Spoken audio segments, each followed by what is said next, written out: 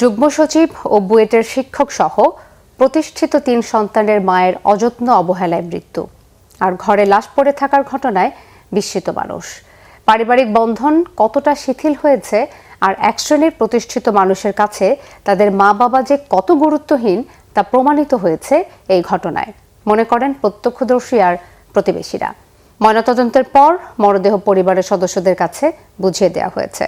তদন্ত প্রতিবেদন হাতে পাওয়ার পরই পরবর্তী ব্যবস্থা নেওয়া হবে বলে জানিয়েছেন পল্লবী থানা পুলিশ। বিস্তারিত জানাচ্ছেন সৈকত সাদিক। রাজধানীর মিরপুরে ৬ নম্বর সেকশনের সি ব্লকে তাহমিসা ভবনের অবস্থান। চারপাশে ছিমছাম পরিবেশ, তবে ভবনটিকে ঘিরে উৎসুক জনতার কানাঘুষা। এখানকার ৪ তলার একটি ফ্ল্যাটে মৃত্যু হয় বৃদ্ধা মা নূরজাহান বেগমের। বড় ছেলে যুগ্ম সচিব, ছোট ছেলে বুয়েটের শিক্ষক, মেয়ে একটি বেসরকারি স্কুলে শিক্ষকতা করতেন। ২ ছেলে প্রতিষ্ঠিত হওয়া সত্ত্বেও তাদের ঘরে মায়ের ঠাঁই হয় না। অনেকটা ভারসাম্যহীন মেয়ের কাছে আশ্রয় হয় বৃদ্ধা মায়ের।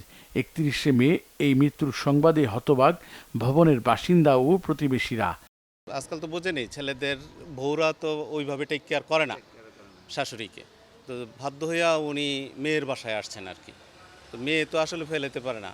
ওনার যে দুই ছেলেই খুব প্রতিষ্ঠিত। একজন দেশের স্বনামধন্য বিশ্ববিদ্যালয়ে আপনারা জানেন বুয়েটের প্রফেসর, আরেকজন হলো আপনার আমরা শুনছি আর কি উপসচিব, উনি খুলনায় বন্দর কর্তৃপক্ষের উপসচিব। ন্যাচারাল ডেথ হইতে পারে মানুষের, আজকে আমি আছি কালকে নাও থাকতে পারি, কিন্তু এইভাবে কষ্টে মরা, পোকা খাবে আমার ঘরে বসে আমার লাশকে, যেটা আমার কবরে হওয়ার কথা। এলাকার কারো সঙ্গে মেলামেশা নেই তাদের, ভালো মন্দের খোঁজও নেই কারো কাছে। সন্তানদের অযত্ন অবহেলায় রাখার কারণেই এমন করুণ মৃত্যু বলে মনে করছেন তারা। এই ঘটনার সুষ্ঠু তদন্ত ও বিচারের দাবি জানিয়েছেন এলাকাবাসী। বলতে গেলে এটা বলা যায় যে অযত্নে অবহেলায় এই বৃদ্ধ মহিলাটা মারা গেছেন। এই ধরনের শিক্ষিত ছেলেদের যারা নিজের বৃদ্ধ বাবা মাকে টেক কেয়ার করে না, তাদের বিচার হওয়া উচিত।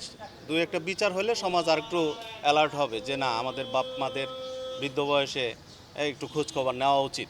আমাদের মানবিক অবক্ষয় এমনভাবে হয়েছে যে এটাকে যদি রিপলিশ না করি আমরা, এবং কার্যকরভাবে, কথার কথা দিয়ে না, কার্যকরভাবে যদি না করি, তাহলে বাংলাদেশে কবে যাবে? সামাজিক অবক্ষয় তো আগের থেকেই হয়েছে।